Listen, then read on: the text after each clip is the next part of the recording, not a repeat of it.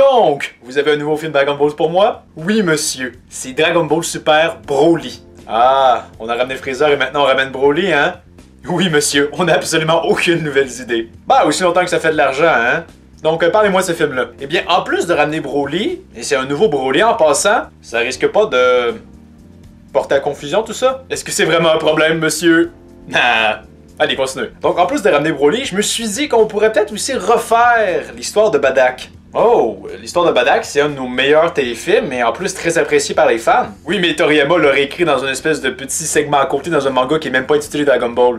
Alors je me suis dit qu'on pourrait faire ça à la place. Et c'est ce que les fans veulent. Ben, vous savez, pour compenser, je peux faire plein de fanservice, hein, comme par exemple faire apparaître le commando Ginyu. Ils vont faire quoi? Ben, ils vont être là. Ah, donc on raconte un peu cette histoire-là, on la mélange avec celle de Broly, donc t'as le roi Vegeta qui va exiler Broly parce qu'il est trop fort. Puis il va pas juste le tuer. Voyons, tuer un enfant, ça se fait pas. Ce qu'on va faire, c'est dépeindre vraiment de façon moins brutale les Saiyans. Pourquoi? Ben, pour faire différent, j'imagine. Je sais pas trop. Ok. Et après? Ben après, Freezer détruit la planète, puis on voit Badak mourir 2 secondes, là, je veux dire... C'est là, mais c'est pas vraiment ce qui m'intéressait. Ce qui m'intéressait dans ce film-là, surtout, c'est faire du combat. Parce que hein, les fans, ils veulent du combat. Oui, c'est ce qu'ils veulent. Donc, idéalement, tout culmine vers Broly qui arrive sur Terre. Et là, hein, ce qu'on voulait qu'il arrive finalement. Du combat pendant au moins 40 minutes. Je veux dire, j'avais tellement la misère à faire en sorte de justifier autant long de combat que j'ai une idée parfaite. Ah oui? Oui, en fait, hein, Vegeta va commencer à se battre contre Broly dans sa forme normale, puis Super Saiyan, puis Super Saiyan God, et après c'est Goku qui va prendre le relais, et vous le devinez, Goku va se battre en forme normale, en Super Saiyan, puis en Super Saiyan God. Oui, exactement. Oui, mais comparativement aux autres films, là, nos héros sont vraiment devenus plus forts, là. Ça risque pas d'être un petit peu difficile de justifier le fait que Broly soit aussi fort que ça? En fait, ça a été super facile. À peine un enjeu. Ah ouais? Oui, ben j'ai Paragus qui va dire une théorie selon laquelle Broly est capable d'utiliser la puissance du singe géant, mais sans se transformer. Oui, mais c'est juste une théorie par Paragus. Qu'est-ce qu'en pensent Vegeta et Goku? Ben ils vont juste regarder Broly puis se dire... Ce gars-là est fort. Et on n'aura aucune mention par rapport au fait que c'est un Super Saiyan légendaire. Non, aucune, hein. Ça, c'est un nouveau Broly, hein. Je veux qu'il soit nouveau. Donc, il parle beaucoup plus. Non, en fait, il parle presque autant que dans le film 8, là. Ouais. Mais c'est correct, parce que ce coup-ci, c'est justifié par le fait qu'il y a un père qui lui a fait beaucoup de pression sur lui. Et ça, c'est vraiment tant différent qu'un père qui lui met littéralement un collier pour le contrôler. D'ailleurs, j'imagine que c'est aussi présent dans ce film-là. Non, dans ce film-là, je me suis dit qu'il fallait que ça soit plus violent, donc il lui met un collier qui l'électrocute. Ouais, mais le collier le contrôle pas, fait Broly est super fort. Très fort, monsieur. Donc, il a juste à arracher le collier. Pourquoi est-ce qu'il le fait pas?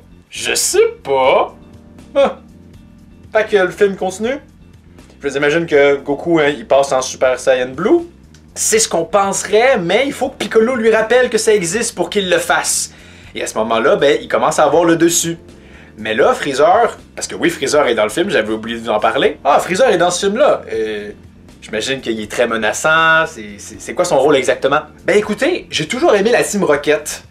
Donc je me suis dit que peut-être qu'on pourrait que Freezer devienne un petit peu la Team Rocket de Dragon Ball. Que le méchant le plus emblématique de tout Dragon Ball devienne la Team Rocket?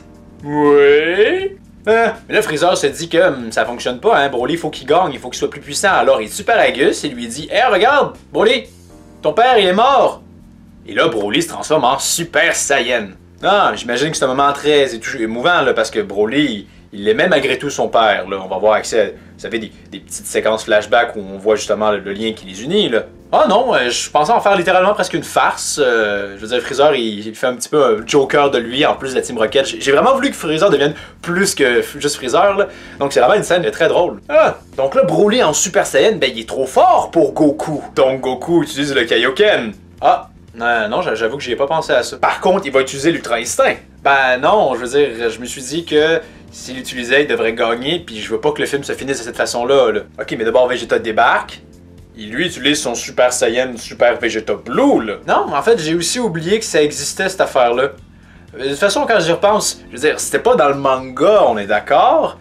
Et donc, le film est canon, donc le film suit le manga. Oui, mais dans ce cas-là, pourquoi est-ce que Goku n'arrive plus à utiliser l'Ultra Instinct? S'il vous plaît, arrêtez de me poser des questions sur la cohérence, c'est pas ma force. Bon, ok, c'est correct. Fait que comment est-ce que le film continue, là? Ben, nos héros, ils essayent un petit peu à peine à deux, et bon, ils s'en vont fusionner. Et là, je trouve que mon film est quand même très long, donc c'est correct si durant ce moment-là, il n'y a absolument aucun budget pour les dessins. Pas de problème. On va juste jouer ça un petit peu plus comiquement et ça va passer dans le beurre. Parfait. Fait qu'ils vont se fusionner, ils vont essayer de fusionner, ils vont pas réussir par 2 fois. Pendant ce temps-là, Freezer se fait se défoncer la gueule pendant 1 heure par Broly. Freezer réussit à tenir tête à Broly pendant 1 heure de temps. J'imagine qu'il est devenu très fort. Ben non, en fait c'est en plus de punching bag, mais il est très résistant, faut croire, oui. Un peu comme la Team Rocket, hein. Comme la Team Rocket, oui. Donc là, Gogeta apparaît, et là vous le devinez ce qui va se passer, hein. Vous le savez, hein, faut que ce film-là soit quand même long, hein. Vous devinez? Gogeta va commencer en forme normale, puis aller en Super Saiyan, puis aller en Blue. Même si techniquement le temps est limité par la fusion. Même si le temps est limité par la fusion. Allonger inutilement le temps d'un film, c'est cool. Très cool. Fait que Gogeta a le dessus sur Broly. Et il s'en va pour le tuer, mais là, d'autres personnages secondaires que je vous ai pas parlé parce que c'est plus ou moins intéressant.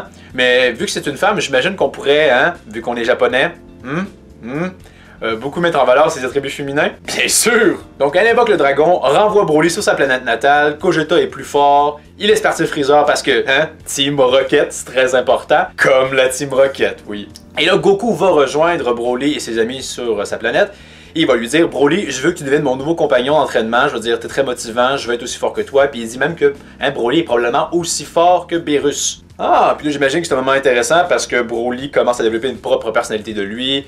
On voit comment il réussit à se libérer de l'emprise de son père. Oh non, il va rien dire absolument, c'est les 2 autres personnages qui vont parler à sa place. Oh!